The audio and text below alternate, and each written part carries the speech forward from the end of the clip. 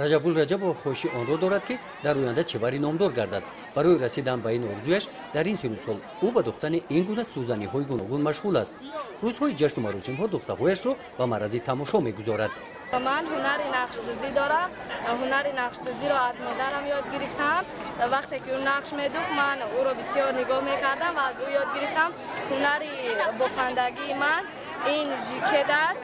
من از خردسالی به این ژاکت بافی شوق داشتم و از خردی من این ژاکت ها رو می‌بافتم برای آینده، چون که وقتی که اگر من در یگان جا داخل نشوم میتوانم از اینها استفاده برم صاحب چیزی که خواهم شوم. дар ҷомаати деҳоти чӯбек деҳаи ҳаёти нав ноҳияи ба номи мирсаид али ҳамадонӣ намоиши ҳунарҳои миллӣ бахшида ба соли ҷавонон доир гардид.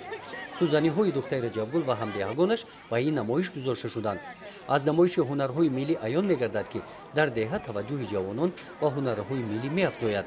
бо мақсади рушди ҳунарҳои миллӣ ва таъсиси ҷойҳои нави корӣ, иҷрои дастури супоришҳое ки дар паёми президенти ҷумҳурии тоҷикистон муҳтарам эмомалӣ раҳмон омадааст, мақомоти иҷроияи ҳокимияти давлатии ноҳияи ба номи мирсаид алии ҳамадонӣ гурӯҳҳои корӣ ташкил намудааст.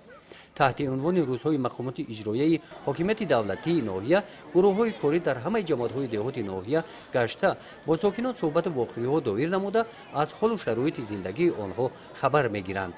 мақсади асосии рӯзҳои мақомоти иҷроияи ҳокимияти давлатии ноҳия дар он аст ки пеш аз ҳама аз аҳволи худи ҳанамин мардуми ҷамоату шаҳраки деҳот дида намуда аз аҳволи онҳо бохабар шаванд ва корҳои ободониву созандагии онҳоро аз наздик бубинанд ва ба онҳо маслиҳатҳои пурмуҳтавои хешро бидиҳанд.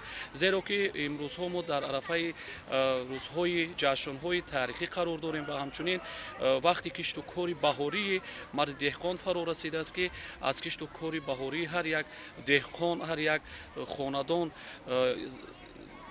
тарзи усули истифодабарии заминҳои назди ҳавлигӣ ва заминҳое ки дар ихтиёри худ доранд аз наздик ба онҳо шинос шуданд ва маслиҳатҳои худро аз ҷониби мутахассисон гирифтанд. ва ҳамчунин аз тарафи беморхонаи марказии ноҳия дар ин рӯз кормони саломатӣ ташкил карда шуд ки аз аҳволи ҳанамин табақаҳои ниёзманд ройгон хизмат расонидан аз ҷониби мутахассисони бо таҷрибаи соҳаи тиб. деҳаи ҳаёти нав ва муассисаи таҳсилоти миёнаи умумии рақами 5 нуқтаи охирини боздиди гурӯҳҳои корӣ мебошад. ба ин муносибат дар намоиши ҳунарҳои миллӣ ва сӯзаниҳои духтаи раҷабгул ва ҳамсолонаш баҳои баланд доданд. дар ин муассисаи таълимии наврасон ба тарзи ҳаёти солим ҷалб гардида аз рӯи бозиҳои рӯи мизӣ ғолиби мусобиқаҳои ноҳиявӣ ҳастанд.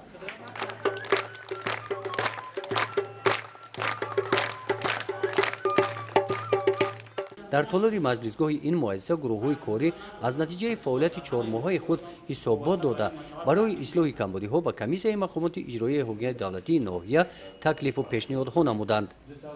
гузориши хоҷа назрив худойназар зуҳуров аз ноҳияи ба номи мирсаид алии ҳамадонӣ барои барномаи иттилооти навид.